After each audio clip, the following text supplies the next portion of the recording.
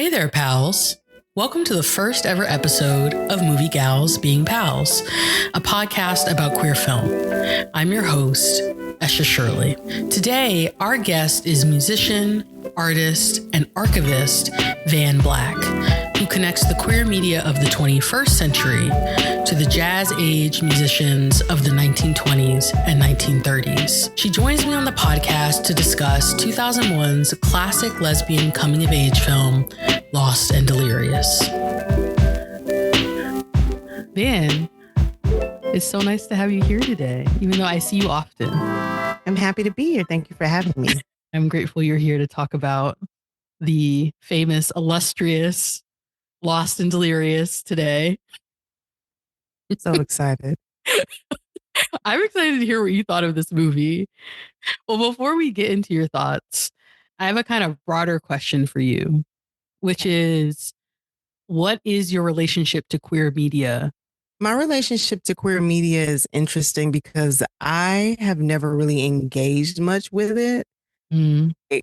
Especially when I was younger, it's kind of been there, and it's not because of some stigma or something, or I don't like this. It's just, I think I haven't really been around a lot of people who really engage with queer media like that. So I've only recently been able to, in my adult life, dig into some stuff, revisiting my love for RuPaul's Drag Race. And now, because of you, revisiting the lesbian films that I saw when I was 10 years old and shouldn't have been up past 10 p.m. So it's fun, through revisiting that stuff, broadening my queer media horizons and just discovering what else is out there. Cause it's fun to see queer stuff outside of your own life. It's wow, not only my life is so dramatic. I'm interested for you as an artist. I don't know. I wonder if you have a broader definition of what queer media can be.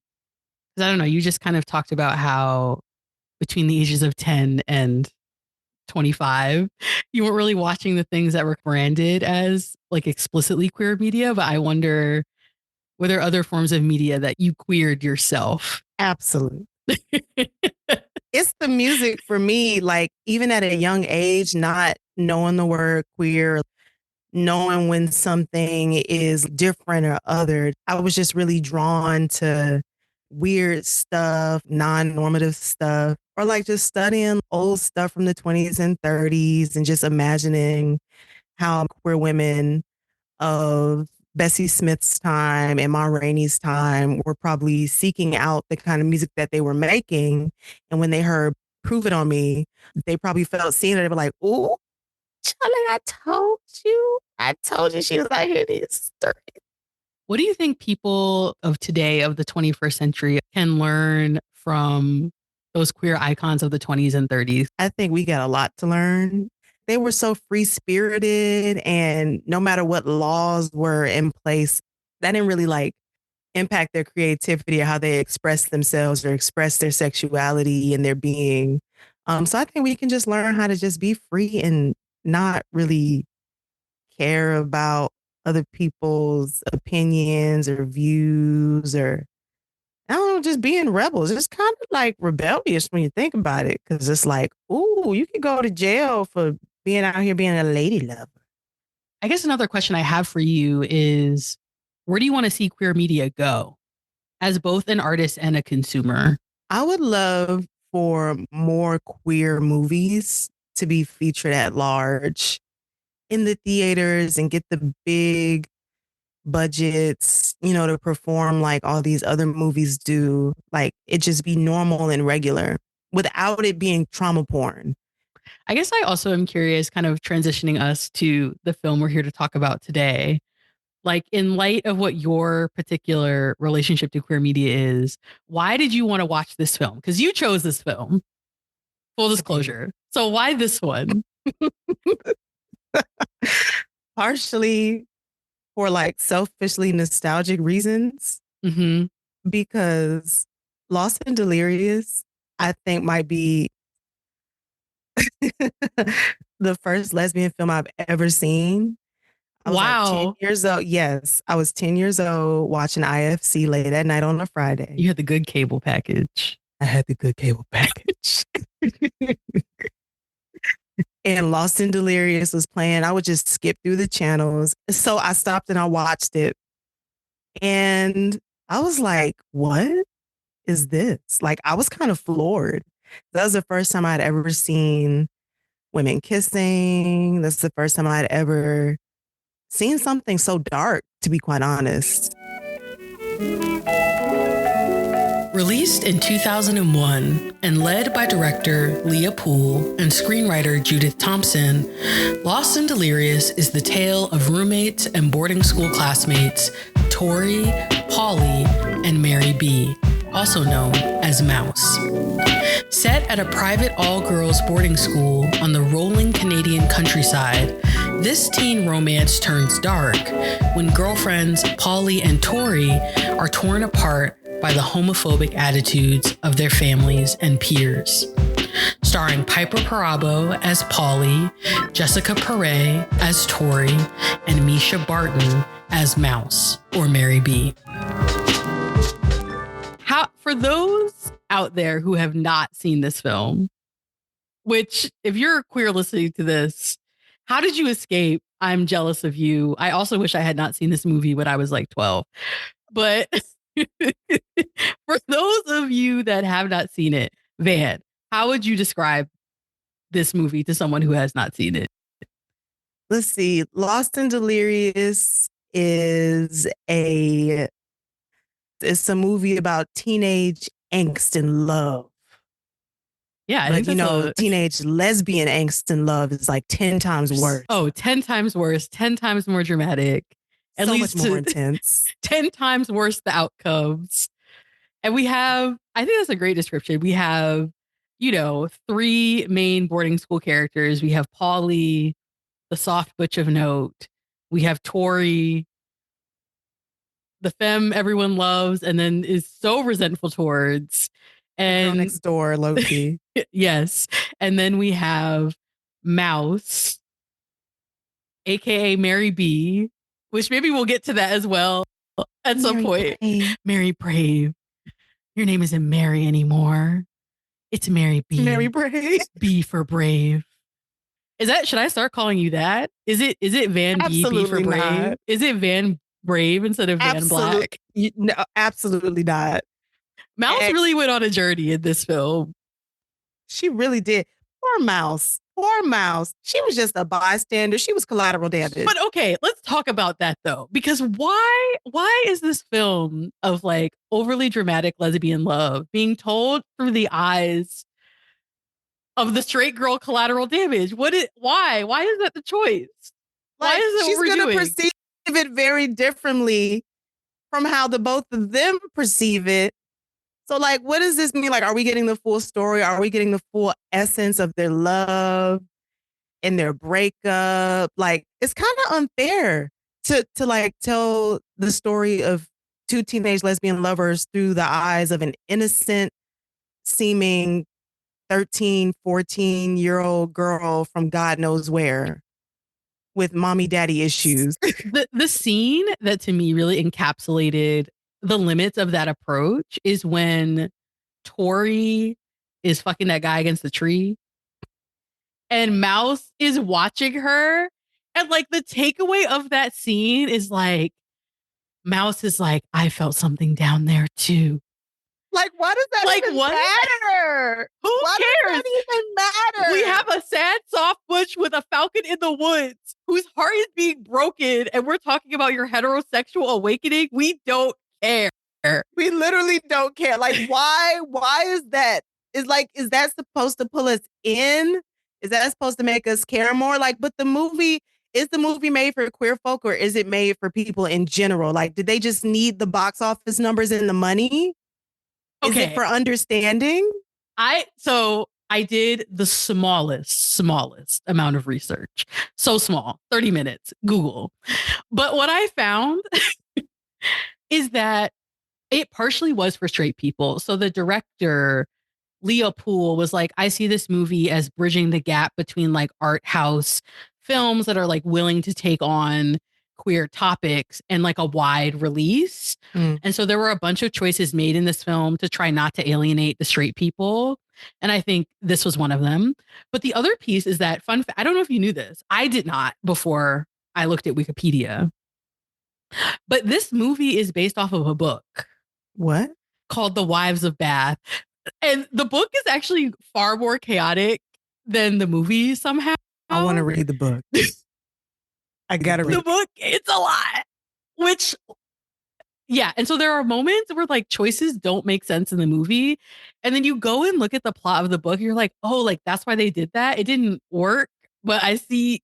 So in the book, it's from Mouse's perspective.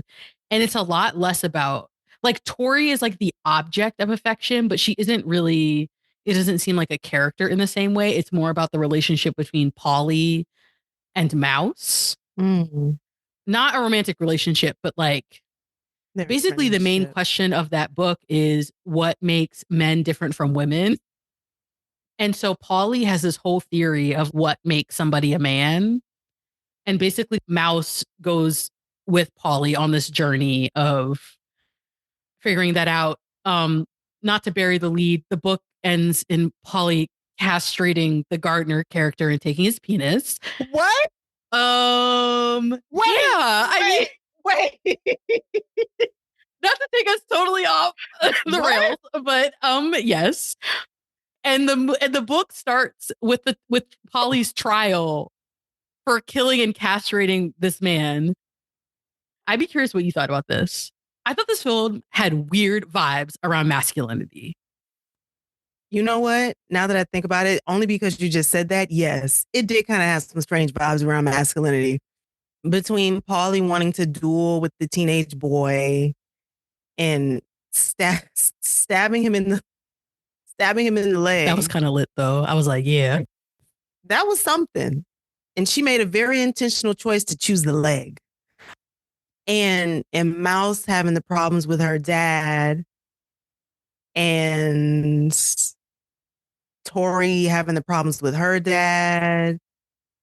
There's a certain way that men and masculinity is supposed to be presented in this film to get the point across, and maybe to make the women stand out more and to make their problems more understandable. I don't know if that makes sense. Wait, no, say more about that. I'm curious.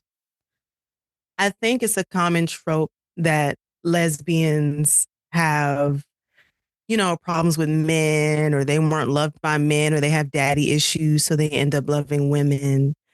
So sort of kind of playing into that, they got daddy issues, or they don't want to upset the father. They don't want to upset the patriarch.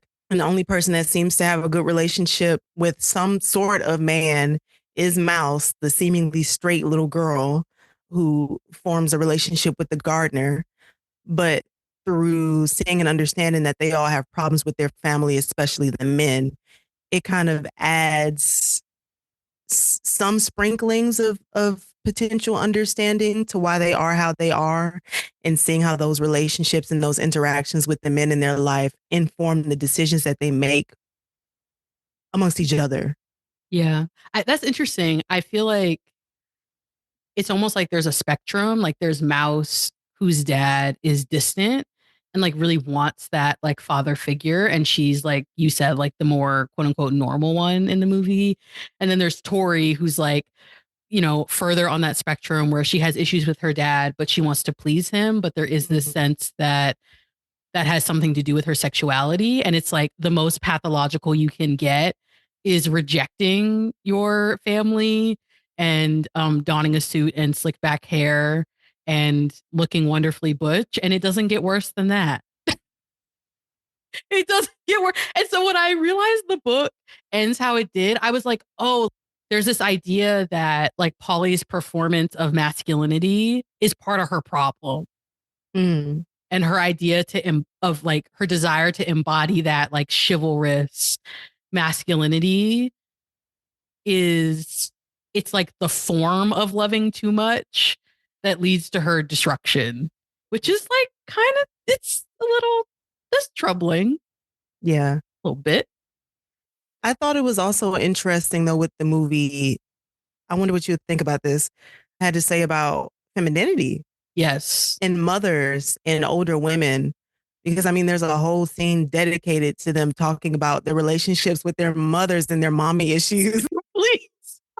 When I was watching that scene, all I could think was, what does Van Brave think of this? There was something that was so real about that scene of like being a teenager and sitting around with your friends being like, I hate my mom. No, I hate my mom. No, my mom sucks. Dead. Trump card, dead mom. Lays it down on the table, dead mom. Yeah, like I don't know. It's like the masculinity part definitely that's a trope. But the mommy issues thing is also a trope because then it's like, well, you're a lesbian with mommy issues. You're seeking for that validation and love from a woman, similar to what you want from your mom. It did, yes. It did kind of strike me that from the way Tori described her mother as really erratic, that Polly was kind of acting like Tori's mom. Yep. Yep. Yep. I didn't have any more thoughts on that. I was just like, oh no, not you dating your chaotic mother. Literally dating your mother because of what? Stereotypical mommy problems. That was honestly the scene where I maybe cackled the most. Me too. Which I felt so bad. But like, what is it about this movie that I basically, until Polly lost her shit and went full on Falcons, Blood of the Raptor on the people, I was laughing like every other scene. I mean, from the moment that Polly sticks her head up from behind a bookcase, a couch, and is like, want to smoke? I was, it was too much. You know what it is? You know what it is? It's because everything in this movie is so dramatic. Yeah. They play everything up so much. Like, who comes out of nowhere like, want to smoke? Like, and Polly, then, apparently. Like, and then the scene with the mom and Mouse starts talking about her mom. You asked me, am I gonna die? It was just so dramatic. That's not funny, but it's the middle of the road acting. Polly did most of the acting for half of the cast. So the middle of the ground acting with the drama, it's like water and oil, baby. It don't mix. And that's why I was cackling personally. Would it surprise you at all that this film was written by someone who normally writes plays? No, this was set all the monologuing. Yeah. Oh, the monologuing. That was the thing. That was the thing that got me. Like this film, it was either like there were actually some moments that felt like, oh, that is what it's like to be a teenager. Like the dance montage, like at the beginning of the film. And then there were other moments that were like, had teen girls talking like Shakespeare. And it was like the moving back and forth between the two that I just I couldn't handle it. It was too much. And it's like it randomly picked up with the Shakespearean stuff at the end of the movie. What is it with lesbian movies and like high literature as like a way to process your dyke feelings? This might be a reach, but I feel like to some extent, the stereotype in some cultures with some people might be, you're queer, you're dumb. Maybe we're overcompensating. Overcompensating. The lesbians are smart, goddammit. The lesbians are smart. We're smart. I don't know. Maybe it's also the legacy of Sappho or something. The poetry. I don't know. It's in our bones. Is there any scene that you want to highlight that you were like, this scene, it's the most notable of the movie or moment? This might be expected, but the dance scene at the end. Please give us the rundown. Why did it speak to you? It is so hard to see Polly fall apart like that. Yeah. It's like everything has been building up to this moment. And I mean, if you've never seen the movie before, you might be like, what's going to happen next? Because she is acting a way that in the beginning of the movie, I don't think you really would have expected and she's been acting strange. She's been talking to the raptor. It's like, what's going to happen next? Like, you acting a little scary. The fact that she had the gall to walk up to her father and say, "Can I dance with your daughter?" Knowing what she's heard about him and how much the relationship between Tori and Tori's father means to Tori. I just thought that was like really ballsy. And also, I think it's a notable scene because Polly looked really good. I was waiting for you to get to it. She looked really hot. It's the hair for me and the suit. And then the face that she was making right before she talked to the dad, it was all like, "I'm nervous, but I have to fight for my woman." It was giving. I'm not going to lie. It was giving for me.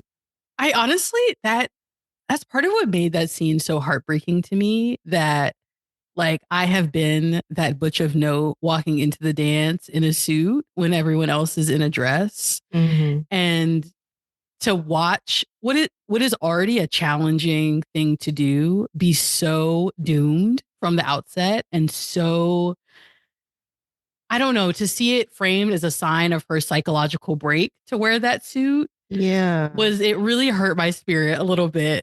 But Again, I also, like, what does that have to say about masculinity? Yeah, and queer masculinity. Is it always tied to pathology and pining over someone that you can't have? But I also thought that scene was beautifully shot. It was all the way up into the twirling of the teacher in a circle. I thought that was awesome. I thought that was really cool. That was one of the scenes in the movie that actually had, I don't know, all the pieces kind of came together for a moment. Perfect climax. Yeah. Where the acting was like what it needed to be. The script wasn't over the top. It was shot beautifully. Like, it really is. Yeah, I think I agree. Like the apex of the film in a good way. Yeah. Yeah. I also have to ask you, because you are a Michelle fan of note, how did you feel about the use of her song Beautiful in this movie? Oh my God.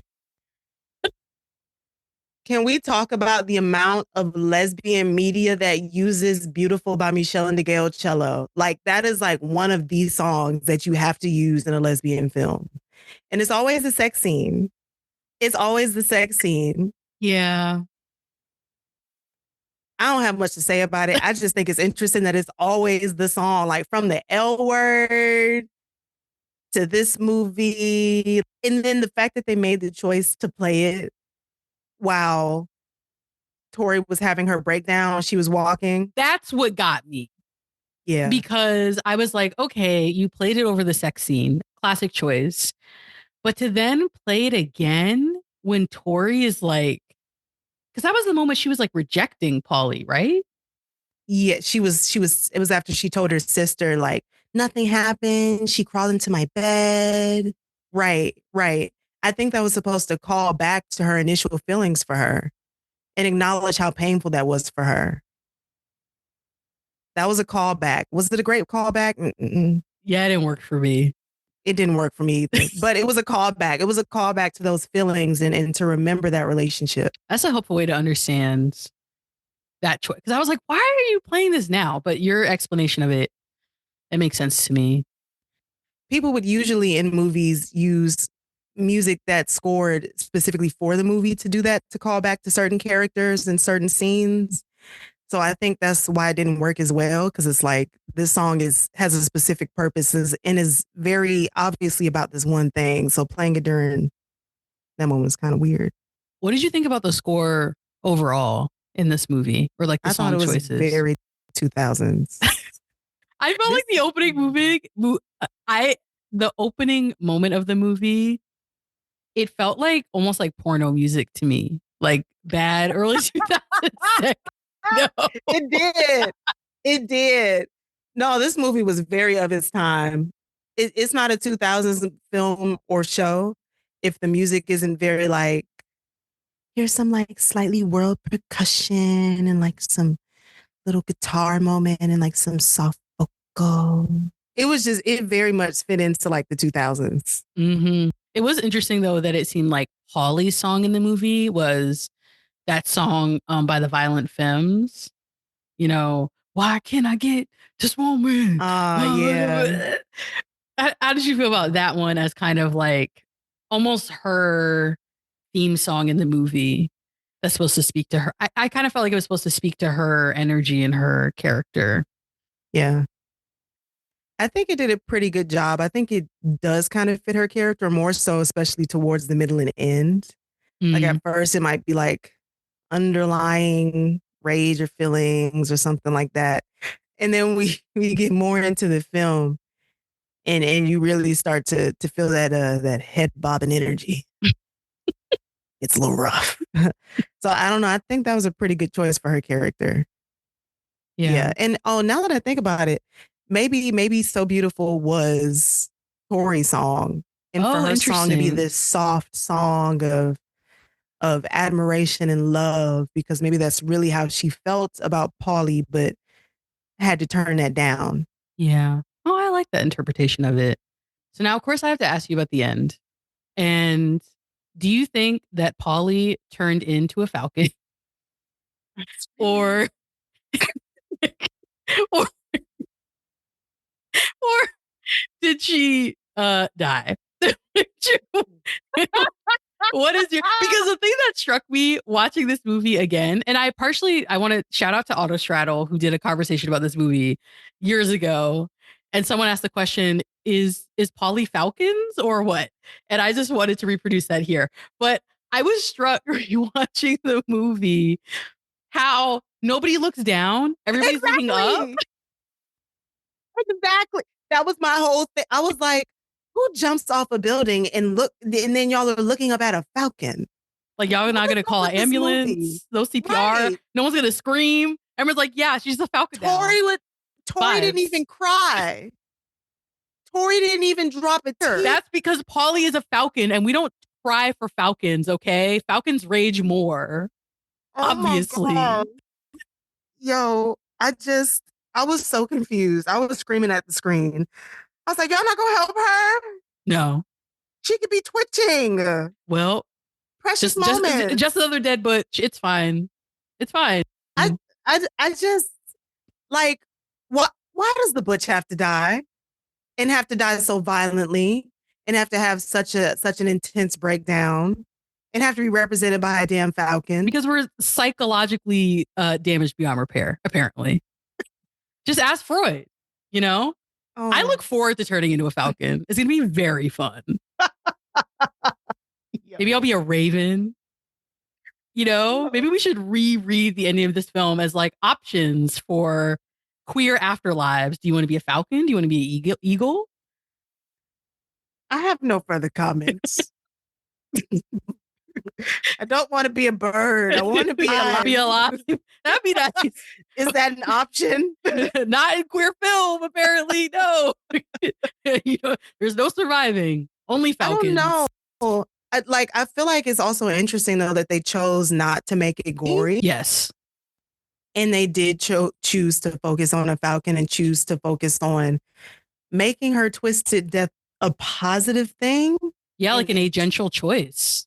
Yeah. She's like, I love you, you don't love me, so I don't want to be here anymore.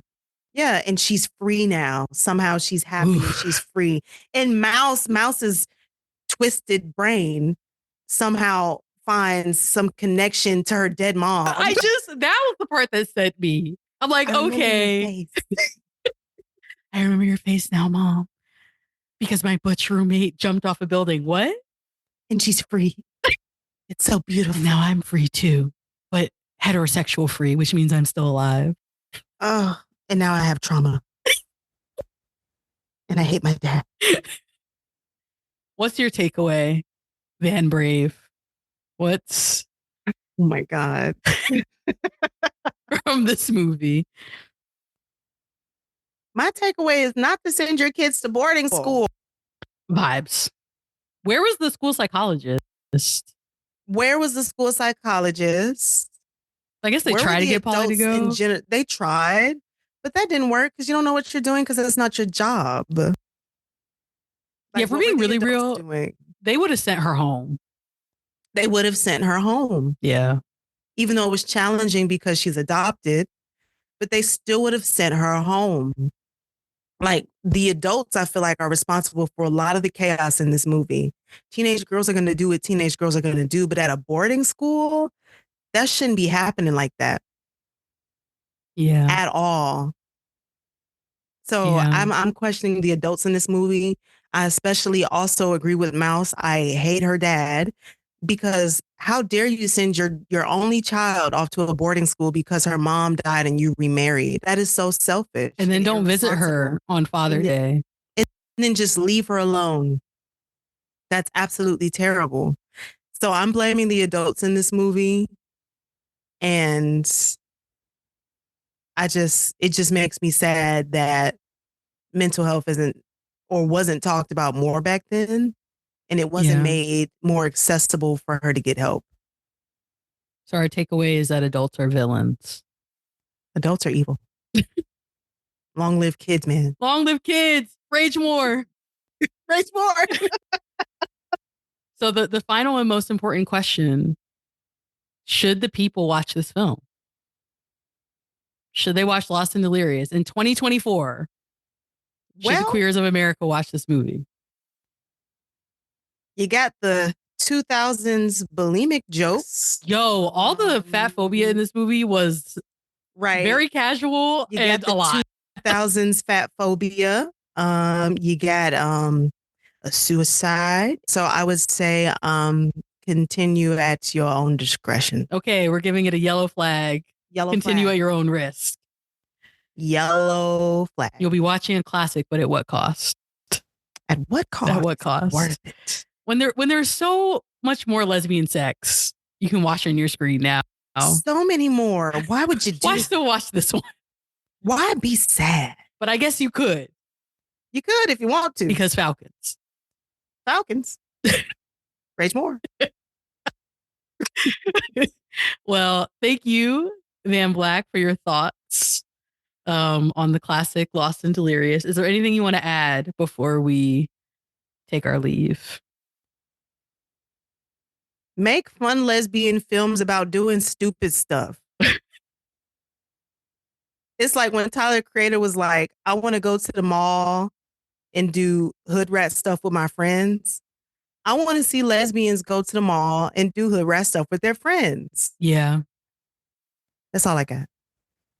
I love that. And I feel like we're getting more of that on TV, but I want it on film too. Yes, I want it on the big screen. Yeah. Thank you for listening to Movie Gals Being Pals. Thank you also to our wonderful guest, Vahn Black. Stream her newest single, Drive, available on your streaming service of choice. You can also find her on TikTok and Instagram at Vahn Black, at VAHN Black. Movie Gals Being Pals is produced and edited by me, Eshe Sherley, with music by Vahn Black, and special thanks to Sage Tangway. Don't forget to leave us a review on Apple Podcasts. It helps people find us. I'm your host. See you next time for more Movie Gals Being Pals.